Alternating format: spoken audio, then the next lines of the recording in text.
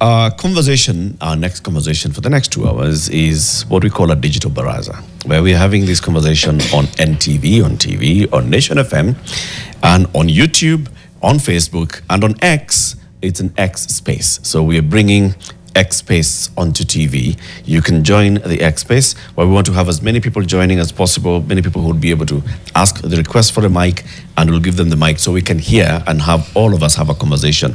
What's going on in our schools? Because a number of schools have recently been closed indefinitely as a result of student unrest. So we know we started with this one of schools in Larry sub-county, where about 10 schools, including Larry Boys, Kijabe Girls, Nyamwero, Magina Mixed, Otugi, Bathi, and others, had to be closed after students went on the rampage, expressing frustration over what was reported as the quality of meals, treatment by staff, and anxiety over upcoming exams. We also have had other schools that have closed. There was, a school that was closed indefinitely, Mbale High School in Vihiga County, following student unrest and property destruction. Nakuru Girls High School on July 22nd, school unrest over refusal to revise the exam timetable. Students destroying exam materials, damaging property. Tambach Boys on July 21st.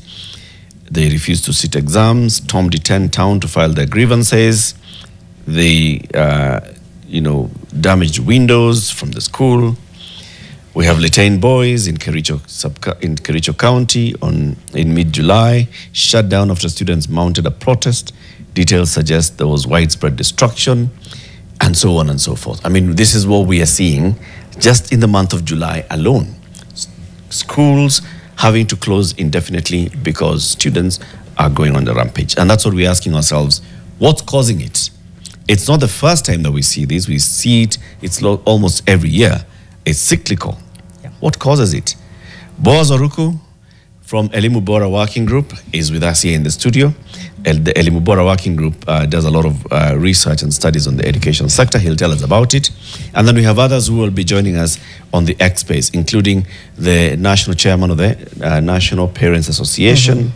We have other education advocates such as Janet Ouko. She's joined us before. She'll also join us to share her views. Yep. Plus the very many others who are already online on our XSpace. We'll give you the mic and we'll like to hear from you. Boaz. Yes, sir. Good morning. Good morning. Thank you for welcoming me. Thank you for joining us this morning. We'll have this conversation about, what's happening in our schools. You tell us what Elimu Bora has been working on. But before we do that, Janet is going to give you the day's quote. Yes. Okay. Yeah. This was in 1998. Gloria Steinem, who is a very well-known American journalist and feminist, was given an address in Stanford. And she was talking about women's history and awareness. And one of the things she said is, the truth will set you free, but first it will make you uncomfortable. What do you make of that? Thank you. The truth will set you free, but first it will make you uncomfortable.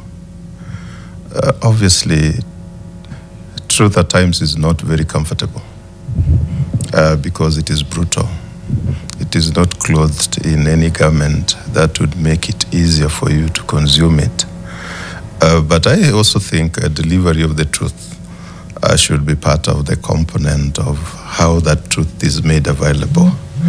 And the messenger should also be one that can be trusted with what they consider truth, because nowadays there are so many alternative truths. But the real truth itself, because it pricks you, it tells you if you got a zero, that you got a zero. That, now if you come with the language that, you didn't get anything. So truth is very uncomfortable, but if we learn how to deliver it, it will make us really to come together and understand one another. Thank you. We are really editing the Bible. Eh? No, we're expounding. We're giving interpretations. We are supporting. Supporting. Actually, what does the Bible say? The Bible verse. No, it's okay. I'll read it for you. That's Gloria did not cite the Bible at that time. No, she wasn't citing the Bible. She did. I'm sure she had. She drew Yeah, that is inspiration what- from it. Inspiration. Probably. Yes. Okay. Which said that then you will know the truth and the truth will set you free. That's the book of John, verse 8, chapter 32. Yes. Then Gloria added, It will make you uncomfortable. Uncomfortable. it'll first make you uncomfortable. Yeah. Comfortable. And Yes. Boaz has added, It's the way we deliver. It's in the delivery. Oh yes, I think so. Rick, you're worried. it's a good one. No, it's Thank you. lovely. It's interpretation of it. And Yeah. I like the context that you've put it in. Thank you. Right? What does the Elimu Bora working group do? Thank you. In summary, Elimu Bora Working Group is a consortium of many organizations. We include the Kenya Human Rights Commission, CRECO, Constitution and Reform Education Consortium, Youth Agenda, it has the Students' Caucus, it has one of the unions at UASU, and several others, I think Fawe, Kenya, and such. What Elimu Bora does is basically to scan the environment and help look at how education is being delivered in this country and support appropriate delivery of quality, inclusive public education in this country. Basically that, yeah, if I'm to summarize, because it's a lot more if I'm to... Quality, Inclusive public education. public education. Yes. That's a very good foundation. Yeah. Now, Boaz, what we are seeing in the month of July, we have seen it before. Yeah. And in fact, it's around this same period, around this same time in July. We started with these schools that were in Lari sub-county. What you're seeing on the screen is Lari boys, Kijabe boys, AIC Kijabe girls. And in fact, our reporters at NTV went and spoke to some of the parents and the school community around Lari. Yeah. Let's take a listen to what they were saying, that the students were raising issues with, and then get into our conversation. Naona madarasa imechomwa. Walijaribu tu kusalvage their mattresses and boxes which are worthless. Sisi tumekasirika sana kama community juu wasasi wetu wamejenga hii shule sana. Tukichukua mfano kama Rally Boys hapa ni mambo na entertainment ambayo iliharibika last term. From last term to this term, wanafunzi wanagoja wanafika mwisho. So at the end of it all, utasikia watu wakisema ni moku inafanya, lakini ni the unfinished things. Kuna maneno ingine tuweke na watoto until further notice. Na tulikuwa tumelipa fees yote kwanza kama mtoto wangu wako form 4. Sasa si unaona? So that's it. I mean, that's a school community there saying, all right, so yeah, we are hearing what the students are saying, but is the reaction commensurate with the grievance? And it's always the issue.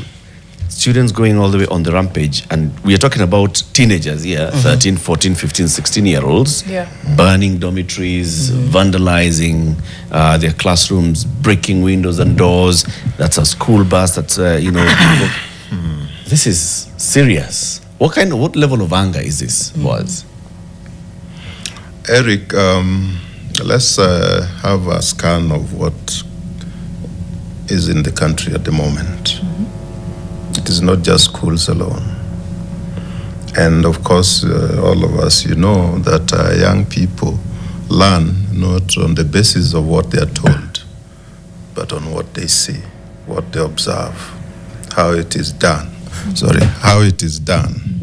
So with that, having said that, you'll basically realize that then the reaction and the responses that we see is so synonymous with what is there in the general public. And so I would not be the first to throw a stone at those students. I would be asking myself, what kind of environment are they staying in? Are they enabled? Are they enabled to express are they enabled to express themselves? And is that space for expression devoid of threat? Or, you can also be locked in a room and told, you must decide now. And so you'd be under duress, or you would be under lots of threats. So for me, it is a matter of, are our institutions living to the standards that we expect as a country? And ordinarily, if you're the head of the school, if you're part of the BOM, you are the principal and administrators, you're definitely expected to be a little bit more understanding. These are young people that, as I've put it, there's nowhere else where they learn some of these things. They just see. Waliona si ni juzi tu, the other time we were talking about haki yetu on the streets, and sorry Marion, your team and others, the generation there, you're saying it is our time to change the direction of this country because the leadership is devoid of what we aspire to have. So those young people, probably they are rehearsing, they're practicing, but listen to them. Listen to them. And this is also the time that, you start from very early, because even the induction process, how are they inducted? Okay, you've come, this is the school, Larry or whichever school, and you say now within this school, schools also have cultures.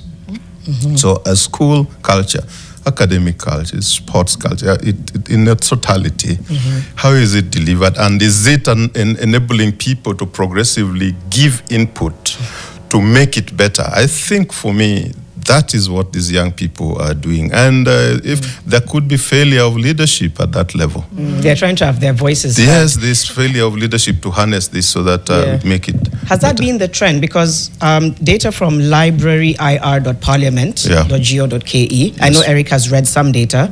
It talks about, like, as far back as 2016. It talks about 2018. 2024 we had in Russia now.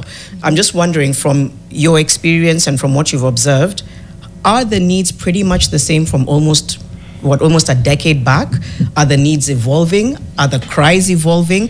Or has it just been the same frustration throughout that's been the common denominator in these different incidents of unrest? Right. And before you answer, I was thinking it certainly could be a reflection of the times, but school unrest is nothing new to Kenya. Yeah, as far back as the 90s. Or has the country been in distress as far back as the 90s? Also. That could also be. Wow. There's that. Thank you very much. I think there'll be a common thread. I may point out at one, but let me tell you that actually the common denominator here is basically the absence of listening and creating consensus in such spaces. But Janet, just maybe the examples you're giving of Indarasha made me think even broadly, because those are safety issues. Also. Yeah, you saw Indarasha was the fire case. And then you could be realizing that these young people probably, they see things which are not working well.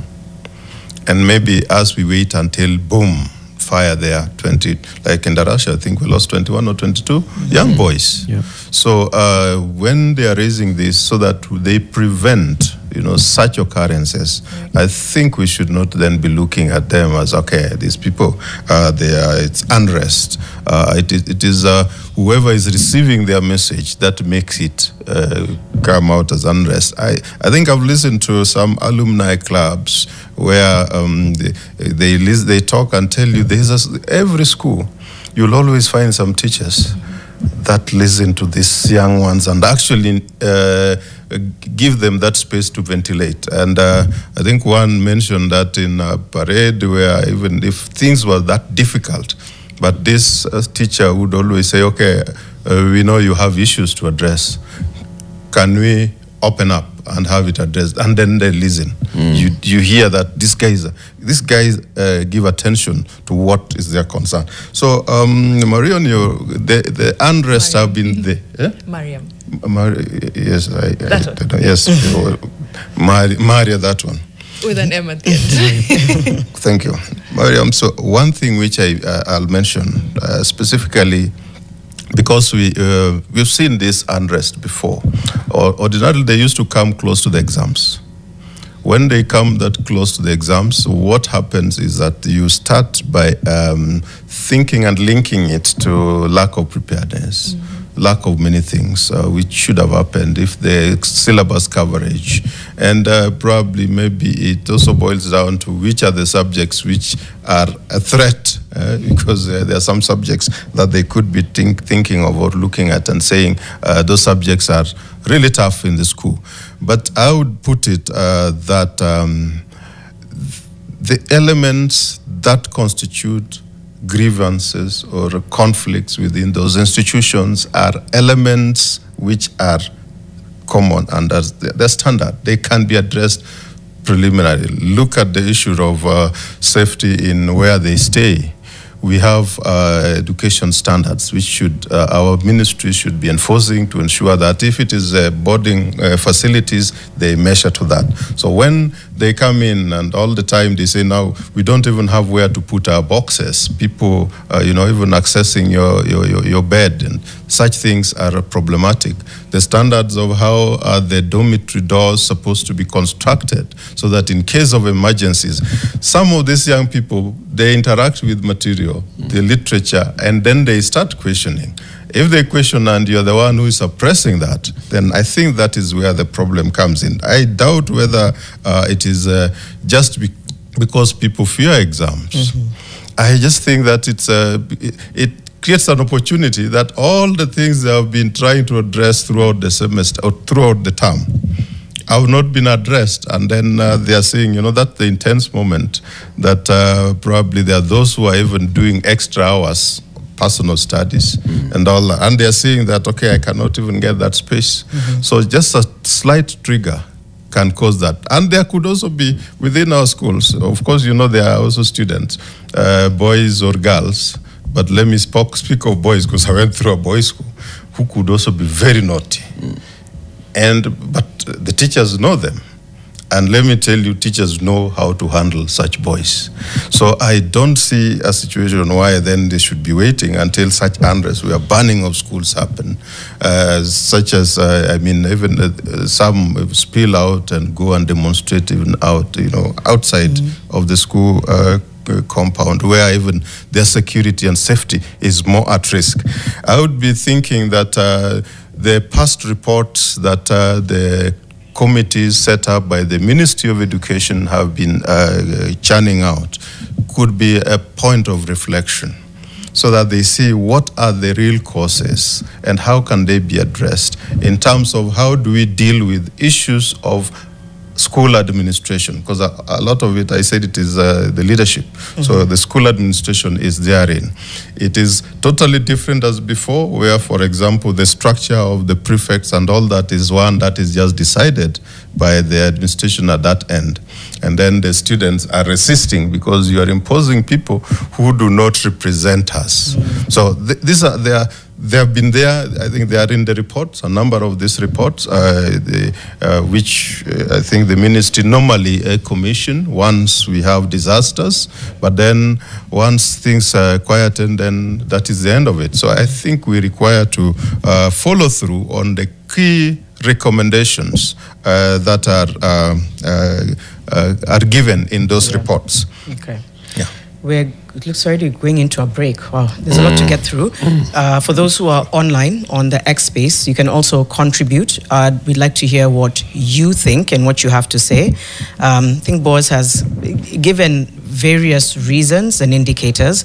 I just wonder, because at some point you said the teachers know how to handle the boys. I wonder whether there is a gap sometimes with the administration and the students. Students' needs are evolving. I think I could just be speaking from very limited experience as a parent, but I wonder whether also the changing times is creating that disconnect. There's very many reasons, but we need to address them. We're in studio with Boaz Waruku, Policy and Strategy Advisor, Elimu Bora Working Group. We'll come back after the break, continue the conversation with him, and invite you as well to share your views. It's coming up to 8:30 on Fixing the Nation. Excellent. Like that one, Cindy? Excellent. All right. Hey, Mariam, 10 over 10. The Kikombe says, push and pull. Teachers are frustrated. Students are frustrated. Capitation let's not even go there. Education then gets strangled. Somebody else, Kelvin Kurgat, says people have been burning schools since Moist time. Students every July, August wanaogopa mtihani. That's something that we're also trying to debunk here in this conversation. Schools are shutting down before closing date. What a beautiful and strategic government we have. Okay, Lenny. The Kukombe then goes on to say, our schooling system almost works in a similar design as our police system. You're funneled into rouse rather than creativity. Okay. That's a thread we need to pull at. I think I'd started pulling on it a while back. There's something very similar about the way we run our boarding schools, especially schooling as a whole, but boarding schools. You said militarization. Yes. Is that the word? Or there's another one? Or that was for something else? It was the I think I focused on how colonial the history is. And then when you think of how they were set up, they were not initially the good schools, you know, your Duke of York's, that's now Lenana School, and Nairobi School ilikuwa, whichever. Those ones had, you know, some semblance of regular structure, but then the rest of the education system was not really meant to build a culture of thinking. It was just meant to kind of create people who could be, oh, you can be a clerk here, you can be my watchman there. Just need you to learn the basics. The rest of it was very colonial, very prison-like. So those are the things that we need to pull at, if we're being honest with each other. Those on the XSpace and you'd like to get the mic so you can contribute to this conversation, please request the mic. Our man Amlioto is there waiting to just give you the mic. And then as we continue this conversation with Boaz Aruku, who's in the studio here from the Elimu Bora Working Group, you're talking about school unrest. What's really is going on? What's happening there? We have several people who are commenting. Moses Kemuncha says guidance and counseling in many schools is dysfunctional, as it's left in the hands of teachers who handle religious studies or those about to retire. It's time schools created guidance and counseling departments manned by trained and competent staff. Makowenga says, these problems we are facing have been built over the last 10 years, living an unsustainable life, over expectation, theft is the main thing. If we assume that everything is achievable within 1 year without taking tough decisions, then we are lying to ourselves. Moffat, when a school burns, it's not just a wall that collapses, it's a cry from within, a signal that something vital is broken. To stop the unrest, we must stop managing symptoms and start listening to voices, replacing fear with fairness, silence with systems, and authority with accountability. The spiral of school unrest in Kenya reflects deep systemic dysfunction. While student protests are rooted in legitimate grievances, the chaotic responses, spanning food riots, without consequences, expose institutional neglect. So many of the comments also, you can put in a comment here and let's all discuss these issues. So it's just threatening so many things. School unrest have been there for many years. Sure. Governments have responded to this unrest by appointing task forces, looking at reports, where we have had bad ones, like where Changuli, Bombolulu and others, even Nairobi, Moi Nairobi girls, there have been reports on what exactly led to this. Where do those reports end up? Thank you. Before he responds, I wanted to thread on the similarities in the reports and what they say and their recommendations and how we find ourselves in the same place over and over again. Just before you respond, after Changuli, a task force was formed, let me say task force, chaired by Naomi Wangai. They found that poor communication between the students and school administration was a big issue, authoritarian leadership styles in schools, inadequate guidance and counseling, overloaded curricula. They recommended democratic structures like student councils, robust guidance and counseling departments, better training for school heads, review of boarding school policies. That was 2001. 2016, a parliamentary committee said that over 100 cases of arson and students' unrest that year were caused by abrupt policy changes like banning visiting days, mock exams and prayer days, overloaded academic calendar, lack of students' involvement in decision-making, poor management and leadership style. Same. Exactly the same. They recommended that you reintroduce dialogue between students and the school, allow spiritual and parental engagement, audit of school management practices, limit high-handed disciplinary approaches. I could go, there's so many others. There's one by the Kenya National Commission on Human Rights that more or less found the same. The only one that I saw that was a bit different was one by the National Crime Research Center in 2017, which found that drug and substance abuse was a big issue, peer pressure, lack of mentorship, emergence of student cartels, and strike culture. And they recommended that collaboration with law enforcement and parents be strengthened, early warning systems in school, greater emphasis on life skills in the curriculum. That's the only one that I've seen deviate from the script. There's so many of them. But again, findings similar, recommendations similar. You're actually right, but the examples you've given, and particularly Changule one, I think you look at that report and there's St. Kizito, the report on that, the Bombolulu, that's what the one you're referring to. You'll find that the trend, and particularly talking about overloading of the students and abrupt changes in policy within the school, but also generally, nationally, in the curriculum. I would agree that to some extent, we sit on this and do very little to actually address. In any case, the moment that we feel that these children, they're still children, if these children are becoming difficult, we are quick to respond by having the draconian way of dealing with them. The questions that we should be asking ourselves: do we think that at those levels, these people are not people that can be listened to, and that a decision can be made informed by what their feelings are? Is it possible to have a school administration that is friendly to the students, and yet things are also running very well? Or the school administration must always have that macho face that scares the students? I may give practical examples. I'm an alumni of St. Mary's Yala, and sorry, we normally say which school, but St. Mary's Yala, and I know what we went through. It was a mixture of this, because there's a responsibility holder where things now become thick. We've had assembly hall consultations and all that. Then you say, now, all this, you see, you are proposing, for example, that instead of having the breakfast with jam and margarine, blue band, every day of the week, this has been scaled down to 4 because of economic issues, things like that. You find yourself that you still insist as students that no, it must just be the way it is. In fact, we want you to remove even where we are having this kind of diet. Change of that drastic, nature would require a little bit more, because those young ones, by the way, they may still not understand the comprehensive externalities that are at play. For instance, they would not know that they'll be asked to pay more money. So some of those, I think that's where I say the responsibility then rests with the leadership of that school. And I would say that the school I went through, there was a mixture of that. At the time, it was a head teacher, nowadays they're principals. The head teacher would say, yes, we've listened to this, your team has also analyzed, this is where we are, but then this now is the direction we are taking. You'd feel you have been consulted, you feel that you have not achieved much, but then you'll respond. I have a nephew also who happened to have been elected the president of students at Maseno School. Engineer Vitalis Korinda is now an engineer. He's given me examples of how, he was celebrating when the late Otula died. That was his principal at the time.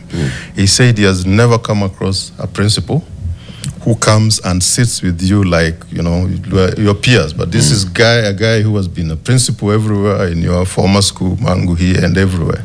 And much known for serious stuff, enhancing performance, or rather facilitating these students just to get the best out of themselves. So he was telling me, this is somebody who befriends you. He befriends everyone. Even when he was elected, that's Vitalis engineer Korindas to say, I was elected, and I also felt like this is too much, such a heavy load. He's the one who sat him with the council of the prefects and say, no, one person doesn't shoulder it, you spread it, and this is how we consult. So it is possible that you can create a culture within the schools where you listen to these critical stakeholders, and where even as much as you have the ultimate responsibility, the buck stops with the principal's office. But there's that space that they know they're being listened to and all that. But there are other external factors that I would talk about, like drastic changes in so many things. I know that some of those, these effects could come from outside there. And I'll particularly point out how changes have occurred in the tertiary level. They see that some of the students who went through, who should have been in colleges and universities, have not gone because of probably the funding, those barriers being created. Do you think that they're feeling okay? Because they may be thinking, I'll be the next on the chopping board. So they must be felt as of now, so that you know that if you don't deal with that matter, we are also coming out having prepared. So they are doing rehearsals, probably to say. I'm stretching that along that line. And I also think other factors could also be in the environment, this political environment out here, where even in some catchment areas, particularly those the day schools, and in this case, I'm talking of day secondary schools. Day secondary schools are situated where the catchment area is actually just that area. And these are people who are probably in Form 4 or Form 3. These guys are going to be voters next. You could be finding somebody who is cheeky enough, cunning enough, thinking that I can catch them at this tender age. And then finally, they'll be helping me do that work. But also the business in the schools. We have public education schools, a public education system, whereas public schools have got privatization within there. As we go into tenders, these deals, points and such things. There are several points, and we still have to talk over the next 2 hours. And we have people who are on XSpace. Please request the mic so we can give you the mic and hear your perspective. I want to ask the question: do we have school principals or do we have managers of schools? Right. Like, is this the senior most teacher in the school, or is this somebody who has gone through training to identify you as a principal? You've actually now been, so let's use the buzzword, capacity built to become a school principal. A school principal. That's a great question. Just before you respond, there's someone on the XSpace who has been asking for the mic. That's Wong, the revolutionary. I think Amlioto, we can give him the mic. Amekuwa akiuliza, and we see his views on this.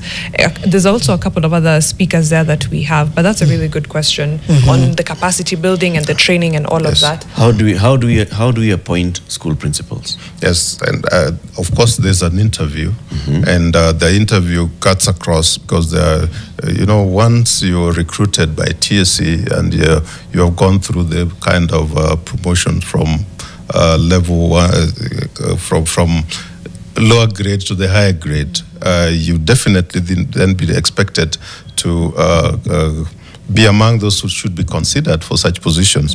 They do interviews, and indeed the TSC is the one that decides who is now the top that should be going to whichever school. By the way, those interviews are done periodically, I think annually, and they have that list. But there could also be the feeling by some of the teachers probably in those schools that the interviews were not very fair. And that whoever has been given the nod actually is not senior about, these are internal, even staff room politics and such. Those happen. But there are also schools. Interview, yeah. What else does it consider? It's TSC that is looking at, okay, so you joined the service in this age, at this point. We have been promoting you. You've been promoting you. Have we been training you? Because you see, they're supposed to be the continuous teacher professional development, but administratively, only once you're appointed, then they are now inducted onto those. But we should be asking ourselves, is that induction adequate? Can we come back to that point? I think there's somebody now who officially has the mic. Yes. Okay. That's Wong, but yes, we'll definitely come back to that. If it only happens after, then yes, that's a good question. Is it sufficient? But Wong, the revolutionary, has the mic. Good morning, Wong. Good morning to you. How are you doing? Very, very well. What's your contribution on this school unrest conversation? Thank you so much. I would like to contribute by saying that as a student of the university, a first-year student in the University of Nairobi, the main problem we are having today is coming from the bad manners of the leadership we are facing, especially at the school level. the headmaster, the head teachers, our teachers. And you have also said that some factors that are contributing to this unrest. But I want to go deeper than what you guys are talking about. Okay. I want to go a little bit deeper. Let me start by saying that what we are seeing in our school is coming from even the leadership of the country, education, in terms of education. Okay. We are not prioritizing education as a priority in this country today. We are losing it as a country. The quality of education we are offering, the quality of leadership we are offering even in our institutions. We need to strengthen these institutions. For education to work today, as we are speaking, as we are discussing as a country, there's other factors we need to consider. There are so many factors we need to consider. You have realized that schools are facing problems with the funding. And this is frustrating. And also, if you look keenly, if you will realize that... Wong, if you don't mind, can I be heard? Let me just, yes, we can hear you. Let me just interject here. I'd like you to connect what you're saying to the students' unrest. How is that leading to students rioting and doing what they're doing in school and forcing the schools to shut down schools? Thank you. When I was in high school, it used to be a problem very, if I may say, most people who are rioting as students, when they were rioting, they were talking about leadership of the school, headmasters not listening to them. They were raising some their concerns that no one was listening. They wanted to talk about even the way they were being treated. You find out that we are buying a school bus, but our dormitories are very poor, very bad, in a very poor condition. But we have a school bus, misplaced priority. So students are asking, even where we are spending our nights is bad, but the leadership of the school does not want to listen to this. Number two, it reaches a point where students are not understanding that the kind of meals they are being provided for by the school, it is as a result, maybe we used to take 3, maybe 2 times meat twice a week, but because of lack of funds, government is not sending money to the schools. Students are not understanding, and this is resulting the head teacher and the teachers are not communicating the same to the students. They need to tell the students that the way we used to operate, we cannot operate that way. We cannot no longer operate the way we used to because we have no money. So if these people are saying, the students mostly, the writing is coming as a result of the change in the menu, school menu. That can bring a very big problem, and some of you went through that and you know. But the school is not communicating. The poor communication is one of the biggest problems between the teachers and the students. Right. It's the biggest problem. Thank you, Wong. Thank you so much, Wong. Thank you. And again, it's the same thing that's been said through and through. I think something Boaz said was that I don't think generally there's a view that students are people, that children are people. And it comes, a part of it is cultural, it's our problem. Children, again, to be seen, not to be heard. But you see what what happens when you don't listen to them. So take what you're given. If we've changed the menu, who cares? Who cares? Wake up, you find it. It's maybe not as filling and that kind of thing. It's true. It does draw that link. Like, Bonomna complain, food is food. Yeah. You're being fed. Mtashiba too. Mtashiba. There you go. That's the attitude. Right. Kuna Silas David, who is the national chair for the National Parents Association, and he has the mic now. Let's hear from Silas as well on his view on school unrest, especially from a parental perspective. Morning, Silas. Silas, good morning. All right, maybe you can hear from Dear Woman as we wait for Silas to get his mic on. She's had the mic for a while as well. Good morning, Dear Woman. I know. Beautiful. Right. Good morning, dear woman. Beautiful conversation. I hope you hear me clearly. Yes. Yes, we do. I'll post mine as questions. And I like when the speaker asked, why do we wait until our schools are burnt down? This raises a question. Is it really the students who are burning the schools, or they're being used to ban the schools? We really have to pause at that and answer that question. I was a deputy head girl in a very senior school a few years ago, and we went on strike. And I remember there were such plans that were ongoing. No teacher was in the compound, the management was not in the compound, and it was only now us, the prefects, left to manage the school. And I remember we quickly made a decision of the gate be wide open so that the students go out and demonstrate. Trust me, they walked to the nearby education officers or offices, which were about 6 kilometers from our school. There was no property that was destroyed in the school, but sadly, at the end of the day, a few of us were expelled from the very school, simply because we made a decision that the gate be opened. Nobody appreciated that because you guys opened the gate, nothing was destroyed. It is something up to date I try to understand, and I know what is happening in our schools. We know the structure of Kenyan schools. This is more than any normal complaining going on amongst the students. Our schools have been infiltrated. The speaker said something so much that we need to look at. Sometimes there are part of teachers who feel, oh, the interviews were unfairly conducted, so this person does not merit to be a head teacher. There's so many things going on at the school management levels that we do not know of. And this also makes me think, when we talk about schools going on strike, can we have a common table where all schools and all parents in Kenya can have a conversation? Not different schools having different conversations. One-stop conversation like the one NTV is having this morning. That is number one. Secondly, why are primary school kids not striking? Are they not students in this nation? Why not in primary schools? That is the question we need to ask again. What is happening in secondary schools that is different from in primary schools? And that just tells you our students are as innocent as they are, and that is why when we think of, we need to invite them to be at the decision-making table at all levels. There are some petty decisions for me, like what are you going to eat? We are parents in our homes, we make the decision of what our kids eat, and they're okay with it. So there are some petty decisions that if we want to start involving our students into, then there will be a shift.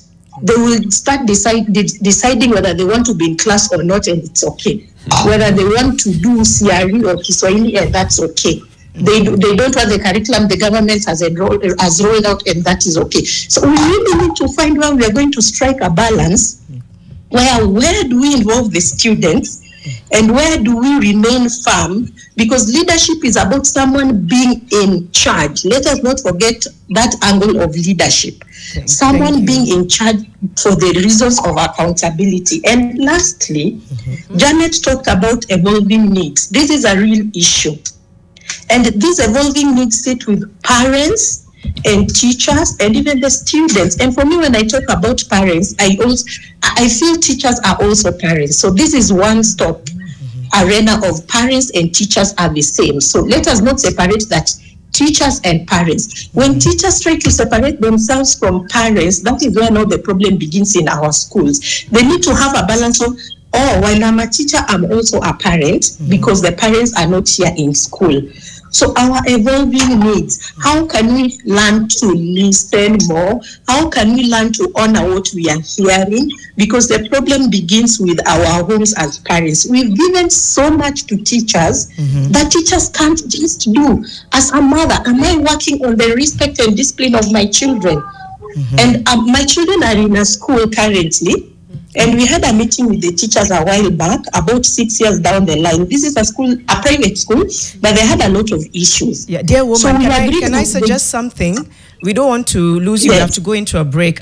You've just started talking about an experience from a previous school. We can come back and have you finish what it is that you've said, because I think it's really important. We do have to go into a break though. So please stay on the digital baraza, and we can come back to you a little bit later. We are having a digital baraza. We're talking about school unrest, getting a lot of perspectives. I think it's great that we're getting lived experiences from students who were there and experienced what was happening. mentioning. We also have Boaz Waruku in the studio, and we'll be coming back to hear from the Parents Association and a few others who request the mic. Fixing the Nation, one conversation at a time. It's coming up to 9 a.m. Back in a moment. What's happening in our schools? We are seeing a new wave of student unrest that is led to closure of several schools. At least 20 schools have been closed just in this month of July alone because of student unrest of one form or the other. In many cases, there's been vandalism. We are seeing fires and we are seeing destruction of property in these schools. Not new, not only this year, last year, around the same time, similar thing. The previous year, a similar thing. I mean, it's becoming like a trend. Around this time, you will find that students are coming out and forcing the administration to send them home. We're having that conversation on NTV, on Nation FM, online, on YouTube, on Facebook, and TikTok, and on X, it's an XSpace. Several people have joined, and you're requesting a mic because it's a digital baraza. In the studio with us is Boaz Waruku from the Elimu Bora Working Group, and this brings together several organizations that are interested in pursuing good quality education for all in this country. Many comments on YouTube, on our YouTube stream. Some of them. Emmanuel Temple is saying we need to be realistic. Kenya is bordering on debt distress, and we expect free primary education and all to be fully funded. Yes, the Ruto government is corrupt and wasteful, but even a good government will struggle. Okay. The Kikombe, it's all in the funding and resourcing. Ask yourselves how unrest in private schools look like. And yes, there are significant unrests in private schools. Interesting perspective over there. Then we have a, just go back there. Yes, Raphael Musioka, public school teachers are underpaid and engage in other businesses and are less concerned with the students' affairs. Good morning, Wazalendo. Thanks for looking out for your country. Kenyans need a reality check. We have to, okay, he's focusing on something else. But that's just some of the comments on YouTube. We'll see if there's other feedback. And there's a lot on the XSpace. Yes. Yeah. Are you seeing some of them? Quite a few. Kennedy Case says, so worrying, but only the board of management team will be smiling to their banks. How so? Please explain, Kennedy. Okay, Boaz maybe has insight. At the point of repairs. Yes. Yeah. Doctor, hold that thought. Dr. Francis K says, this shows the level of hopelessness that we are at. Emagatha is asking, what happened to suggestion boxes in schools? Those ones where students spoke the truth secretly. But it should not even be a secret, to be quite honest. You should be able to express yourself. Honorable Castro says, we should be investing in schools, health, and agriculture. No recruitment, if we don't address our software, that's Joel Gitali, the values and the principles that guide us, we shall continue making noise, protesting, destroying property, experiencing extrajudicial killings, drowning economically. So he's saying basically we need to address the software, the underlying issues. Paul or P. Olinga says, I fear that from the next term onwards, there will be widespread riots in schools. The youth are seeing the largesse living by the government, the corruption, the killings, and it's fueling resentment. Speaking to what Boaz was saying earlier, Ikangu says, we expect too much of an administration whose only achievement is in advancing their thieving ways. Their kids are in private schools. What do they care about the condition of public schools where your kids are? Lower your expectations. Wow. He goes on, Ikangu, to post another comment where he says, I know of a national school where Form 1 and Form 2 students are sleeping in a dorm built in 1935. The cemented floor ceased to exist. The cubicles meant for 2 now hold 6. A national school of great repute. 1935, not many. Good Lord. Can start narrowing down into guessing which ones they are. Yes, you can. There's only a few. Just coming up to. Before we took the break, we had a dear woman who was contributing on the XSpace. Yes. And, she told us her experience. She was a student just the other day. She was a deputy school captain. And one time there was unrest by the students. The administration was not in school at the point, and the student leadership, the prefects, decided, let's open the gates, let the students walk out and go express themselves. They went straight to the local education officials. They passed on their grievances. They came back to school. The prefects were punished, expelled for letting the students air their views. Dear woman, you are also giving us now, as a parent, because that was then when you were a student. Now you're a parent, and you say that you know of children who are in public and in private schools. What were you saying about that? Okay, thank you for giving me back the mic pretty fast. The question I wanted to pose to everyone, every stakeholder in the education sector, when we remove our government and when we remove the issue about money and capitation, what do we have left in our schools and what can each one of us do? I like that another speaker or maybe another person has commented about unrest in private schools. My children are in a private school and there was serious unrest in that school. And we had an ongoing conversation, parents, teachers. We did not even have the students in that conversation. And we made a decision. We are all going to contribute to the welfare of our children and of our schools. So what do? We have a mental health day. What do we do with our mental health day? We have so many parents who are psychologists, who are therapists, and are good at that. So we have the right people doing the right thing. The other day, one of you was talking about unmatched skills. Unmatched skill sets is one of the reasons why people are suffering in third world nations. Why do we expect a teacher to give a fully fledged guidance and counseling to a student? They are trained to be teachers. They can give the basics. So can we have schools employ? And if schools cannot employ, how can we use the resources we have as a nation to start moving, even as we wait for the government? The government is not going to change tomorrow. It will take us pretty 10 years or so to change the damage that has been done. So for us, we volunteer once every term. Well, actually, once every month. I go there once every time because I go once every month. Sorry, each parent volunteers once every month. And we go and have an open mental health day where we give counseling to our children. And we realize children have serious needs. We have children coming from very harsh homes. We don't expect them to behave well in school. Teachers are not aware. Until things go wrong is when they start realizing this and this is going wrong. So I'll wrap it up by saying, please, whenever you're looking for a solution, first remove money from that conversation. And then you're going to be able to deal with the software. Parents, students, management, and the government. Thank you. Thank you. Thank you, dear woman. Just as we let you go, I just want to push back on one thing, though. She said, like, there's petty issues that we shouldn't involve students in, and she was talking especially of things like diet and things like that. And I think part of listening to students is what may be petty to you is important to them. I think when you're a student, your diet... You're a teenager basically growing. Having a representative say, we'd like to request ABCD. Yeah. That's what you mean. That's why you have a DH captain. No, But the idea is, it might seem like a small issue to you. You're thinking of maybe cost, of ease, of things like that. To the student, it is the highlight of their day that they get to eat. Their bodies are growing ridiculously fast and they need a lot of energy. They're expending a lot of energy. So I think that's also part of listening. It can seem like a small thing, but just think of how hungry you get when you've not eaten, and now compound that or try to remember yourself as a teenager. It's a moment of pride when people just talk when they are meeting during school functions. You've gone for sports and you're discussing, and they're like, in our school we have this on Thursdays. We have it's a point of pride. People feel it is. These guys. It's also a validation they don't of eat the students every day at lunch. That's true. There's a day that they have rice at lunch. There's a day that they have chapati. You're right. Chapati. We'll get the National Parents Association soon, but I wanted to see if Boaz wants to react or respond to some of what's I been actually wanted to congratulate dear woman and say thanks for sharing those lived experiences with us. And I respect her experiences. It may not be in sync with how we look at the things, but that is why we are saying these conversations are required. Because if you listen to her carefully, her experience when she was the deputy school captain. And our experience as a parent, she's talking of two different things.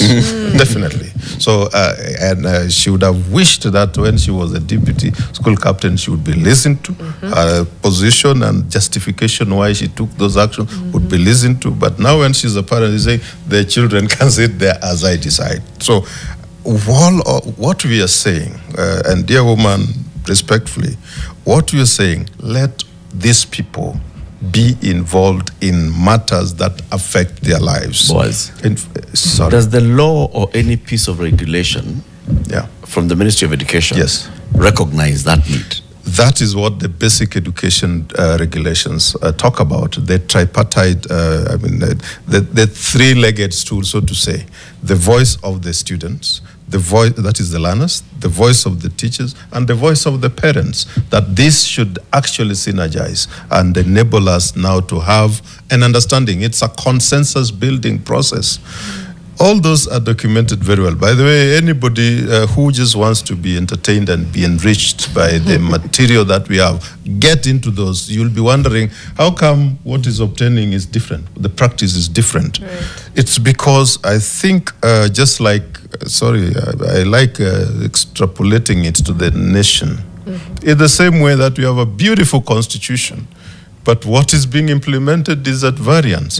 So maybe monkey see, monkey do. And in the school, at the school level, please, let us avoid the detractors, people who do not want to harness the voices of all this. There's a reason as to why the framers of the Constitution on public participation, these are the things which have been scaled down to that level where you want all the stakeholders to participate. So the framers had got something in mind, that whether you are a kindergarten person, what you input is very important.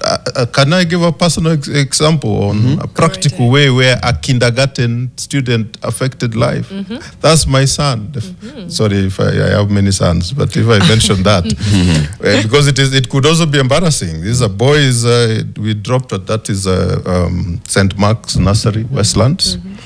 The first day, him is used to that environment where if things are not right, he goes, it's mealtime. He goes and is given some small person. He said, no, just add me. This one is not adequate. Those who are ahead of him come back and see that is being added, and they're added. By the time I go to pick him at lunchtime, Rebecca Major, that was the head teacher, told me, he enabled us to know that actually the portion was not enough. You can imagine. There's a way in which they communicate. Listen to them. And then don't punish them. Don't punish for their agency, which happens a lot. I don't know whether I missed this. Is there an independent audit done of school unrests? Because I think from what we've heard from the reports, it's largely the ministry. But I think it would be helpful. Recently, you do remember the Parliament had those consultations moving around, just trying to understand the situation in the country.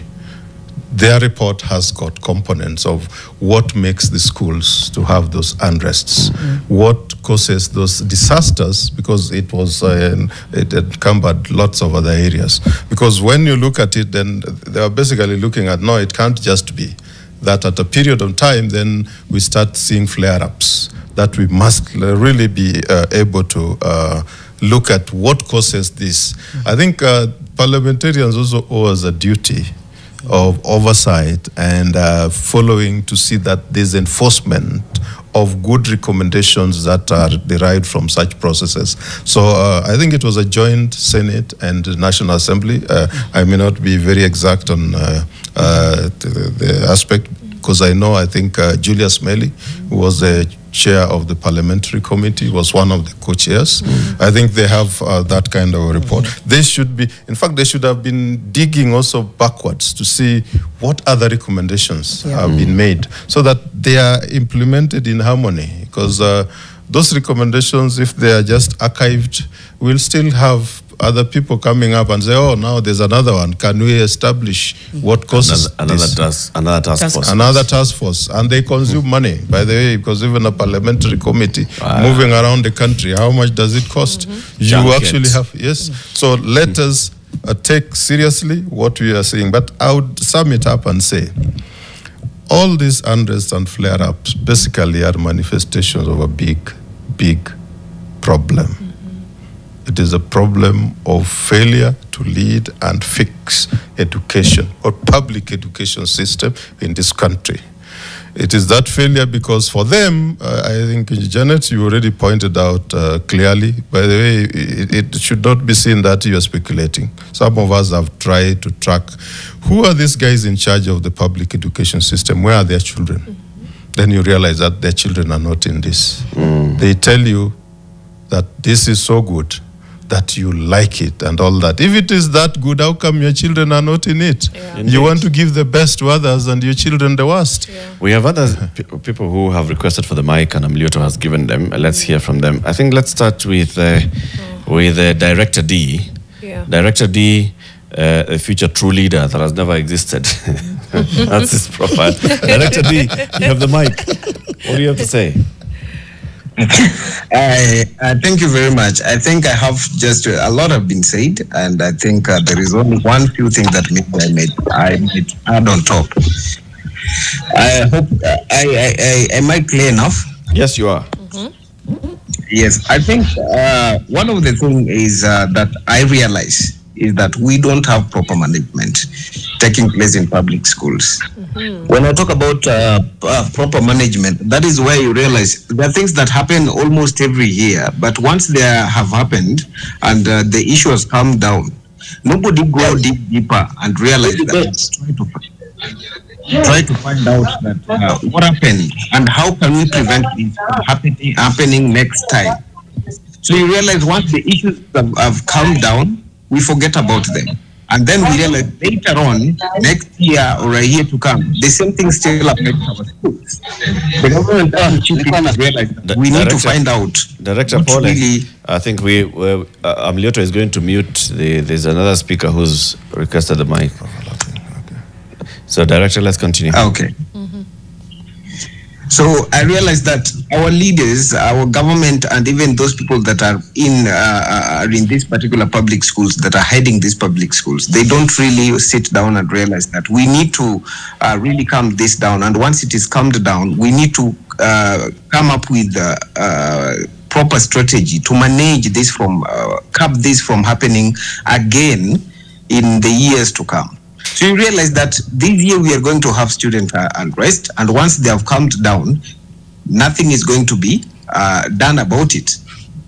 While in private schools, you realize that when such kind of a thing happens, the management and every docket will really try to find out why this happened and try to put some things forward to make sure that this kind of a thing doesn't happen again. So I think it's just a mismanagement of these public schools, and that's it. Nothing much. Thank you. Thank you, Director. Yeah. Mismanagement. Director D. I want to come back into that question. How do we pick our school principals? Because even in the police service, when you get a promotion, you go back to Kiganjo, Yes, you train, you come back. Yes. You get the next promotion, you go to Kiganjo, you train, you come back. As a school teacher is rising through the ranks, do they go back to college at any point? Is there any training that is preparing them for management, for leadership? Because you can imagine, we were saying this during the break, in current day schools, many schools, a principal is in charge of thousands of learners. Between 1,000 to even 3,000. Imagine. Yes. So do they have they been equipped to actually manage? I think we will tell you what is within our scope based on the analysis we've done. You know the TPID program, that is the Teacher Professional Development, which is continuous, which is expected to have every teacher who joins the profession once recruited, that you annually, at least you get refreshed.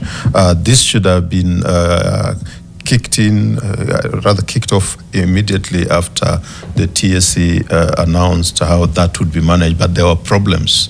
The first problem was that only 2 private universities were picked to be the avenue where they would go, and I don't know whether I need to mention this, the universities. There was public outcry because people said, how come you are just picking those ones? What other interest do you have?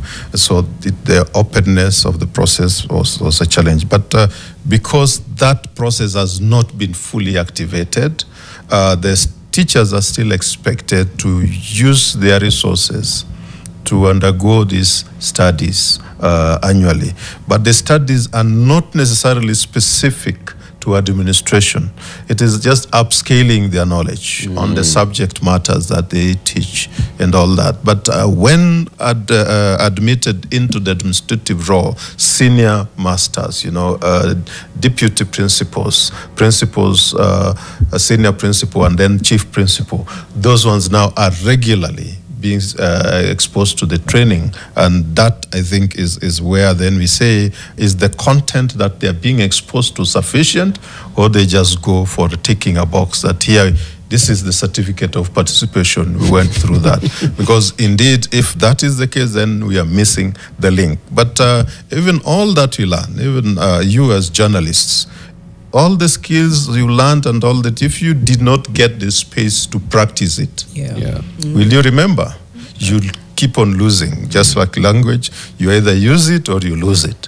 So for us, I think our recommendation has always been, create those mechanisms where whatever is learned, wherever it is learned, then you practice it. In fact, the Basic Education Act and the attendant regulations provide for such mechanisms, because the BOM and the committees that are in place, there are several committees that these teachers can be involved in, because they're supposed to be teacher representation. When they get involved, they practically try now to start utilizing the skills that they have, like disaster management. You'll find that, oh, this one, then this is how it can be done. Yeah. That we have a caller. I also hope we can get perspectives from parents, from the Parents Association where possible. Edwin from Kisumu is on the line. Edwin, good morning. Do you have a question or contribution? Good morning, and I'm happy to be roped in. Yes, go ahead. I want to talk about three things. The triggers of this school unrest, then the responses that the schools have always been coming up with, and then the way forward.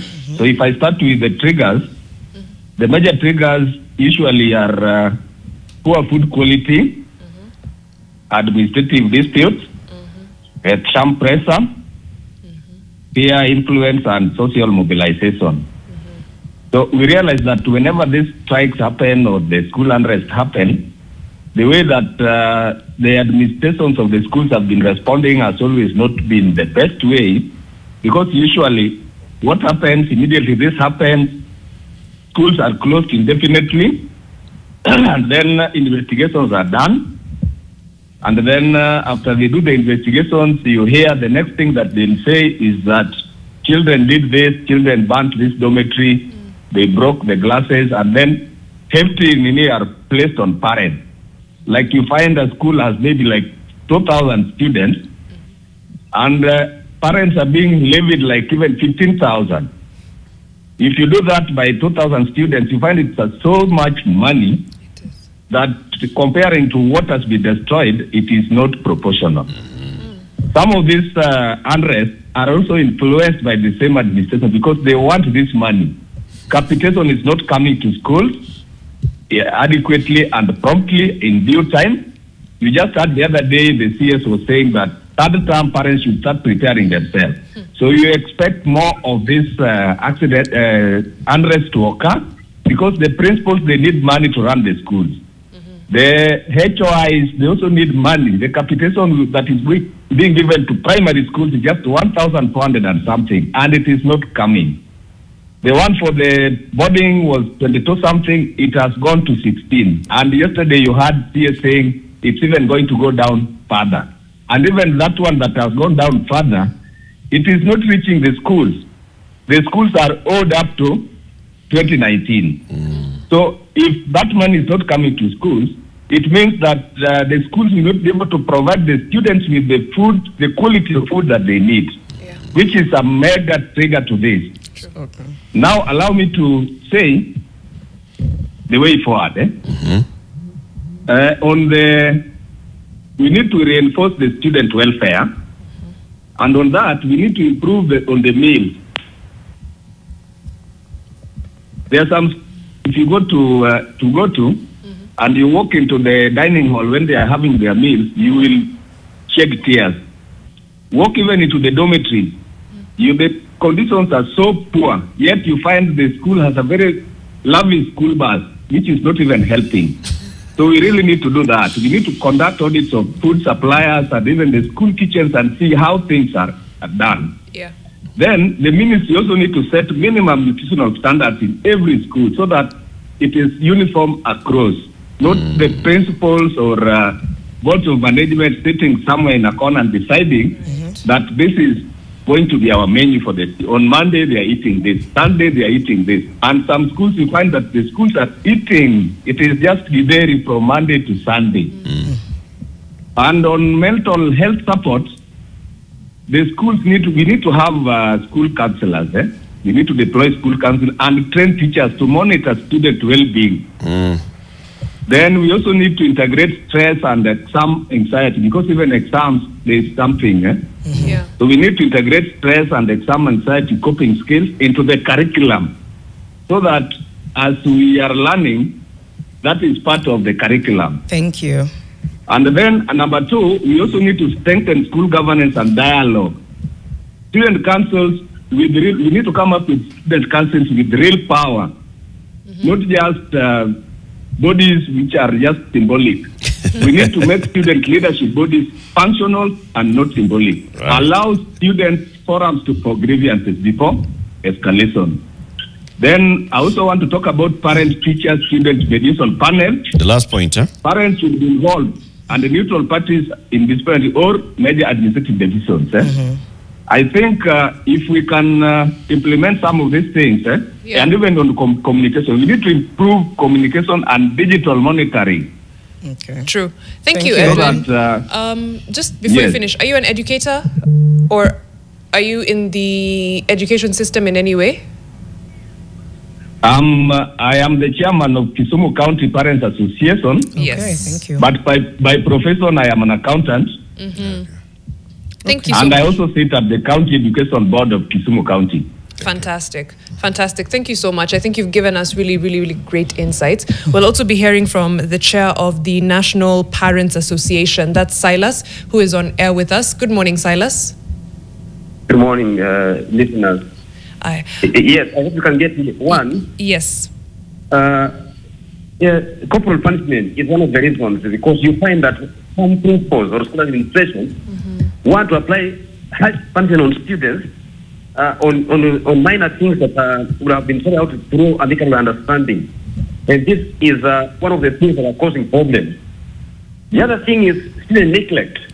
If the students are well trained, they are nurtured, that they can make wise decisions, they should be involved in decision making. Where you find that students cannot make any decisions, you find the administration is final, the board sides with the administration, and they want to victimize students, that becomes a problem.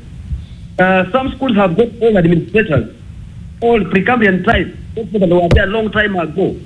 Now, a principal has stayed on a staff for 40 years. He has never been transferred. A teacher has been on a staff for 30 years. And these teachers, the principals, they are always together as one team. And therefore, when they make their own decisions, they can never change. They are so rigid. These are some of the things that students are looking at and they are going to protest. Minister of Education and TSC, taking action immediately when like sex scandals came out. We should have seen teachers going home. We have been complaining about teachers in schools who are advancing sexual advances to students. But the same teachers are still in those schools. Some are still being cut by today. We have had so many accusations of this kind of thing. So the TSC and the Ministry of Education must take action for transparency and accountability. The other thing is victimization of the students. Some students have suffered in the hands of school prefects who are not well trained. But school prefects will give false information to the teachers, to the administration, and then students are victimized. They are given a very hard punishment. This is another problem. The other issue is parental involvement. Parents have talked. I've had my parents from Kisumu talking.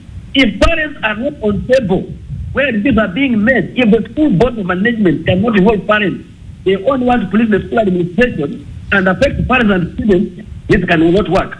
We have had instances in schools where parents have been suspended and given names, take away from schools before students. A student has been called back to school after having been suspended. The father and the mother has gone. But during that hearing process, the parent is shut down like a baby before the son and the daughter. What do we expect out of this? The other thing is the systems of leadership. The school prefects act like second teachers in school. If the prefects are not well trained, they are not advised on how to handle students. Even some prefects have been given authority to kill students in schools with the social authority, and yet corporal punishment is illegal. According to the Children's Act, that is illegal, that the rights of children must be respected. As I finish up on my point, I was in Mango High School with Latif, who is sitting here, and he knows exactly how the alumni are involved in the school systems. He understands exactly how the business systems operate in Mango High School. He understands exactly how the teachers relate with the parents, the students, and administration. And this kind of openness, if it can happen in other schools, then we cannot have this issue. Finally, ask yourself, why are always very few and same schools always striking? Why not all the schools? Why are other schools just quiet and learning? When mock exams come, parents are overcharged. Students are not taught, but they are given mock exams and they are forced to produce results. How can a woman who doesn't expect and do back to a child? These are the things we are questioning.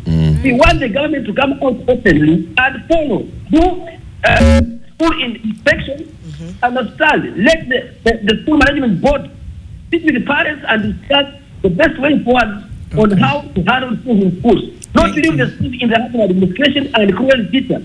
Thank you so much. Students and teachers. Let me finish this point. Thank you very much. Silas Obuhatsa speaking very passionately, and I think just having been able to observe everything that's happening. But yeah, there are certain things that keep coming up as recommendations, and that cannot be taken away. You know, yeah, it can't be ignored. Sure. Yeah. Any quick reactions? Thank you. First, from the Parents Association, yes, they seem to withdraw themselves from the challenges that are happening in school.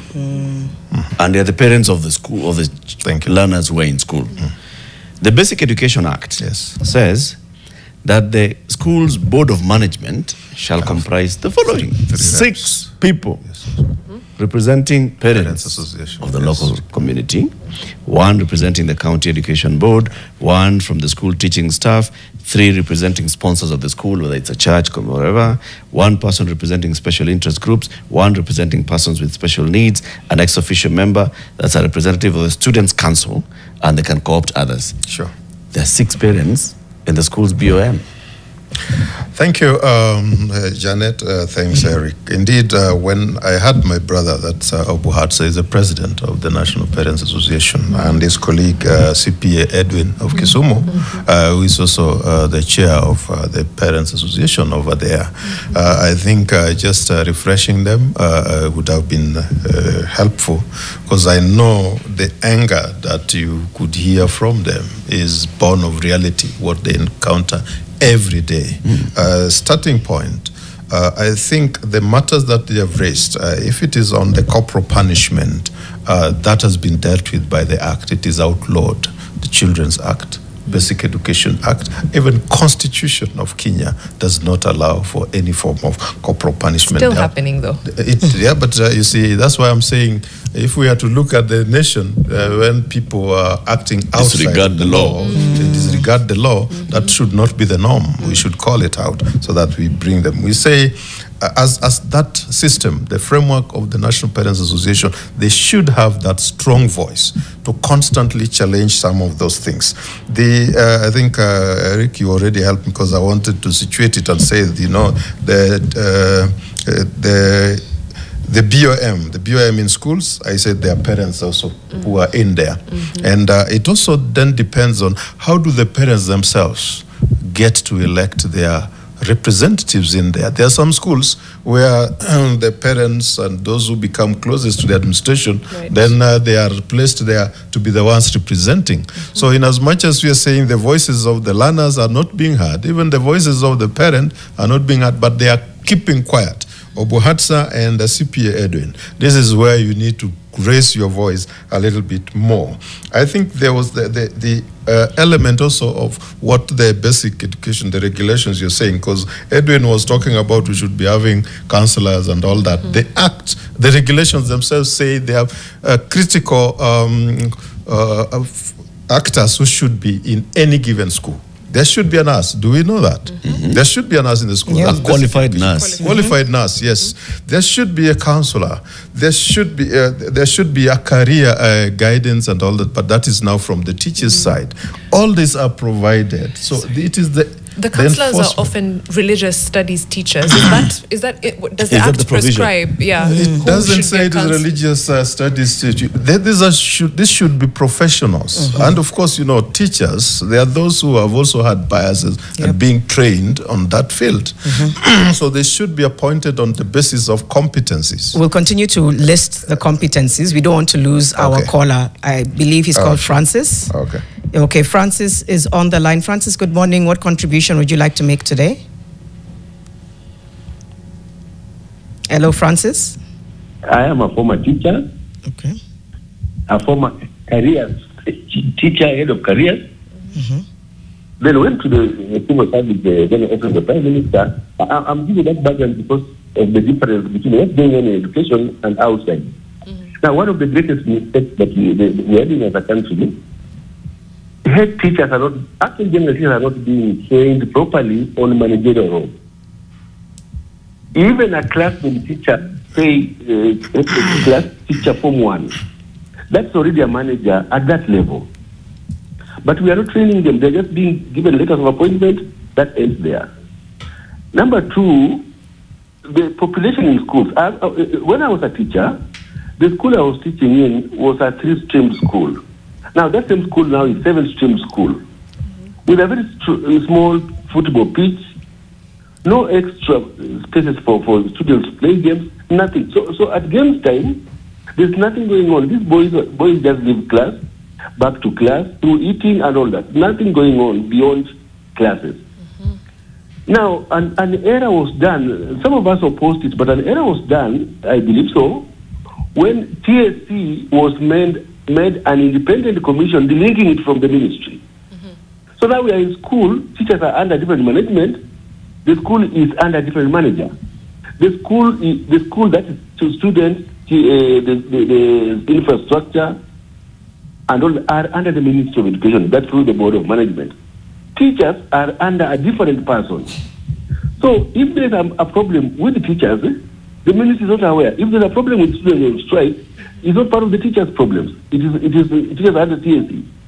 That removing TSC from the mainstream Ministry of Education, to me, was a very big mistake, in that now teachers are being managed outside the Ministry of Education. Even the Minister for Education and TSC, I don't know how they're linking up there, but to me, that was a very big mistake. That now the ministry is not bothered about what teachers are being trained on. TSC decides what teachers are being trained on. The ministry is in charge of students. Who is managing students is supposed to be a TSC person who does not report to the ministry. There's a mistake there. I've looked at, in fact, this morning, strange enough, I've been discussing with one of the teachers this thing called Tea Party, where they're feeling the performance appraisal, whatever it is. The target teachers are being given are about marks, not about their duties. A teacher is supposed to teach, a teacher is supposed to take exams, a teacher is supposed to mark, to guide, and all that. But the target teacher is being given is get a mean score of 3.2 in Form 2, get a mean score of 2. Yet a teacher is not sitting for exams, and even if he was sitting for exams, he or she has no control over that mean score. So that the linking of the ministry and TSC is leading to that error. Until now, in schools, there's nothing going on. Teachers are on their own. And maybe lastly, these students are from homes. The society is in such a way that now we have so many graduates, jobless, hopeless. Now, a house where a child got an A, when took medicine or engineering, is idling in the village. Here is another in Form 3. What is the role model? What are you telling this child in Form 3? What is your hope? Yeah. To the extent that now there's hopelessness. And worst of all, I saw the Minister for Finance, for Treasury yesterday, openly saying that they are likely to introduce school fees. And the manner in which the Minister is putting that point across is like inciting that we prepare for school fees next year. Unless we handle these issues now, in next year when we hear these mandamanos, we are likely to have now students joining the outside mandamanos. Okay. Thank you so much. Thank you. Franklin. Thank you very much. So many great points across. As we finish, the emphasis yes. on joblessness and hopelessness. Couple things. Let us. Sorry.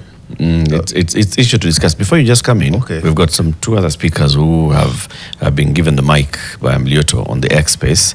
Let's start with Nick Mwenda, and then we shall hear from Sakwa as we just wind up. Nick and Sakwa, you've got about a minute and a half each. Let's start with Nick Mwenda.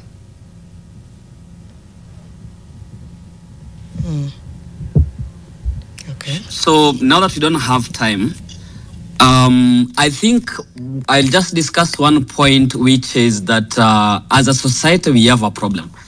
I studied in a school called Kanyakine High School in Meru, and out of the 4 years that I was in school, we were on strike close to 3 years of this. A lot of things have been said, and this is in the early 2000s. A lot of things have been said, but I think an overarching problem we have as a country is largely a societal problem, an accountability problem. So that we really do not want to face the reality as a society. We are afraid of accountability. And people really, even students, do not want to face the reality. I'll speak to some things like what a school is, you know. A school is not TikTok. A school is not social media. It's not entertainment. A school is a place where you have to be disciplined. It's hard work. You know, it's struggle. And a lot of our students have not been taught by the society to look at school as something that you're going to suffer for a moment to get results. So as a country, really, we have been conditioned, and even our students have been conditioned to get things for free, to have shortcuts. And our students are not ready to face the examinations, for example. If you look at the examples that have been given, for example, food, I don't think schools have that bad food for them to ban dormitories, for example. Some of these students who are going on rampage, banning schools, do not even have enough food at their homes, you know. So really, we really need to teach our society, our students, to go for hard work, reward merit, and to suffer for you to get success, really. So that is one of the things that we really need to speak about. And then someone has mentioned about frustration. Okay. If you have... Nick. Yeah, go on. Maybe I can settle that for the 1 minute. Asante sana. Brian Sakwa, you next. You have the mic. Yes, can you hear me, Eric? We can Mariam, hear you. And Yes, Janet? Yes. All right, so thank you so much. I appreciate you. First of all, shortly, I'd like to say I once taught at tertiary training college.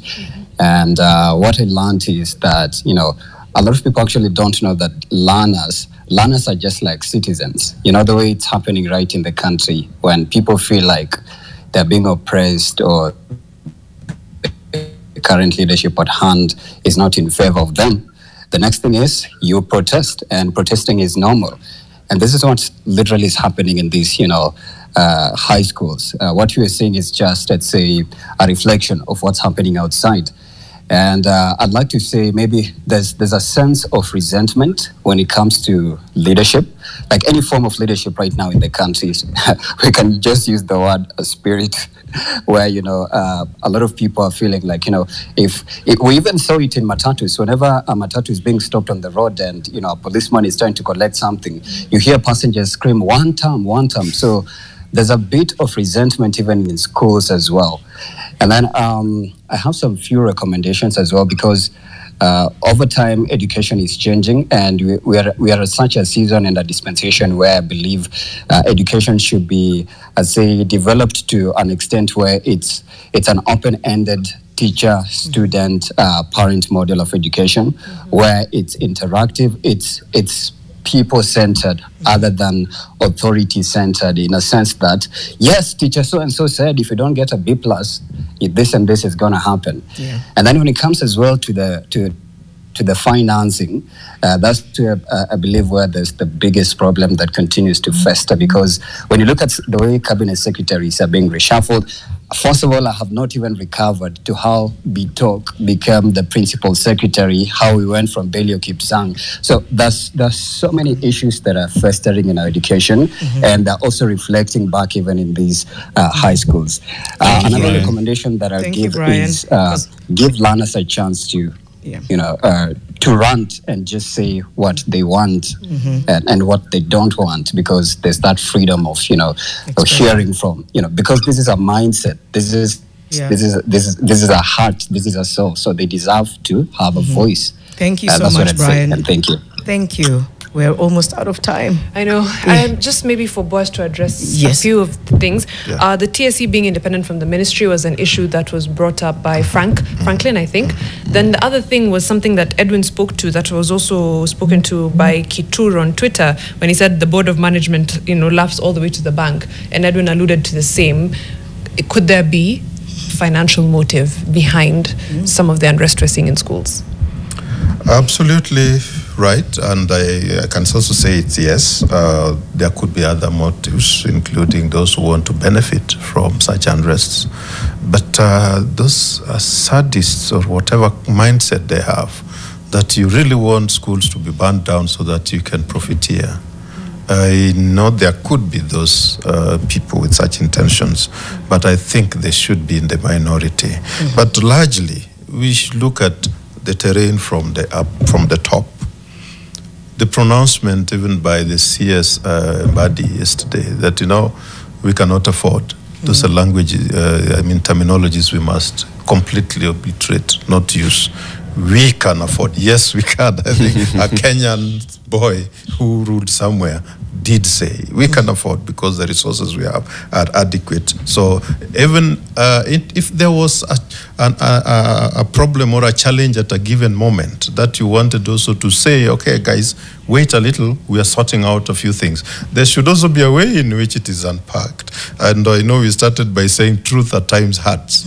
Yes, but you do not just come, we are planned with everything, exam fees. Then all of a sudden you're telling us now you are not able, you are not going to get this. So I think that is very, very worrying. On the independence and the work of the TSC and other constitutional commissions and agencies that should be helping us to deal with the issue of education, I think these agencies require to be given the independence. I'm just repeating myself on that. Yet it is something which is already provided for in law. When I'm saying they should be given, when it is already provided in law, I don't know what terminology we should use again. Whoever is interfering with them, you've seen promotional letters being dished out because of influence by powers that be at the time.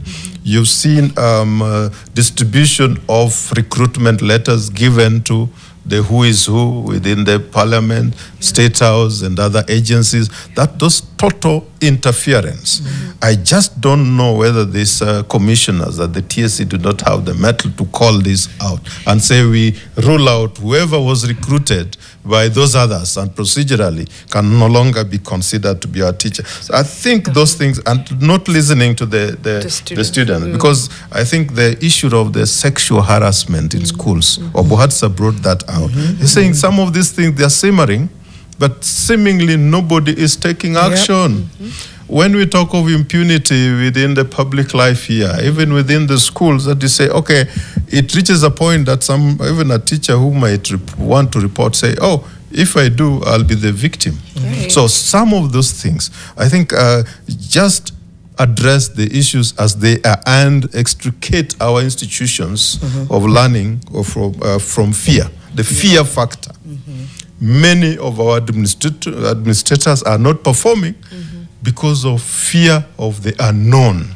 You are heading a school that is very prime, it has lots of things, you can perform and do so well, but you just fear that maybe I can make a decision that will affect the leadership at the top or the leadership somewhere. It will cost me. It will cost me.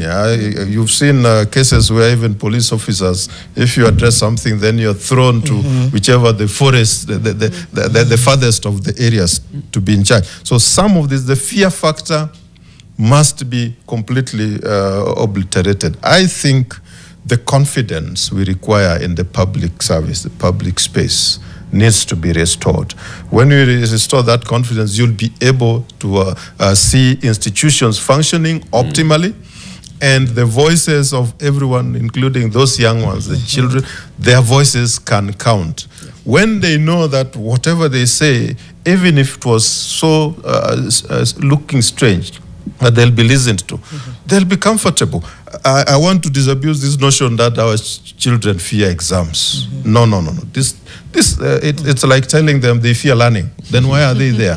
I think this is, some people are trying to parade this and dangle it over their heads. It is because we are not listening to them, and then we start saying now it's because they fear exams. There could be one or two, just a few. In fact, they're in the minority who may not be unprepared. But let's not put it blanketly that our children fear exams. I think factors are within and out there, and we should fix them. It's a leadership problem. Yes. Let's address it. Okay. Thank you. Oof, so much. I really wanted to even try and understand what the academic cost is, because I'm just hearing 10 schools have closed. This, where are they going? Maybe they'll transfer. Will they? What is the compounding cost of everything that's happening? Both the actual financial cost, but also the cost of the education of our children. But I'm so glad we've had this conversation. Unfortunately, we didn't hear from Janet Ouko. We have had her in studio before. We hope to have her again as an education expert. But we have had our various guests today, and I think they've contributed significantly to this conversation. Boaz Waruku, who is in studio, Policy and Strategy Advisor, Elimubora Working Group. We also had Silas Obuhatsa call in, Chairman, National Parents Association, and all of you on the XSpace who contributed to this conversation. We appreciate your insights, and we really hope we can chart a way forward around the school unrest. 100%. Thank you so much, Boaz. Thank you so much to all our speakers on X. Like Jano has said, we appreciate you. To everybody watching, listening from wherever, we really do appreciate you. We'll be back here Monday, 6 to 10 a.m. For now, we're leaving you in the capable hands of Brian Aseli and Claudia Naisaba on Nation FM, and then of course on NTV. Hopefully we'll have your world on. But keep it #FixingTheNation NTV. We'll be back on Monday. Bye. Thank you.